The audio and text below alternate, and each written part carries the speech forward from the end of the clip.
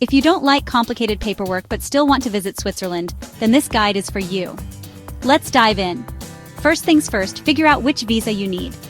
For short stays up to 90 days, go for a Schengen visa, also known as Type C. Think tourism, business, or visiting family. Staying longer than 90 days? You'll need a national visa, or Type D, perfect for studies, work, or family reunification. Now let's talk application process.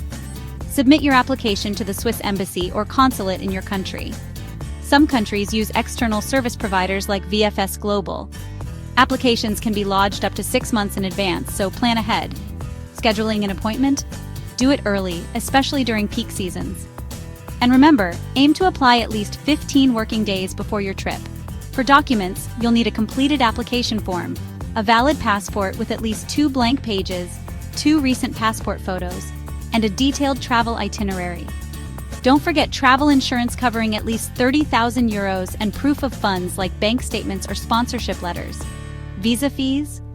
For a Schengen visa, adults pay 90 euros, children age 6, 11 pay 45 euros, and kids under 6 are free. National visa fees are 100 euros for adults and 50 euros for kids age 6. 11, with the littlest ones getting a free pass.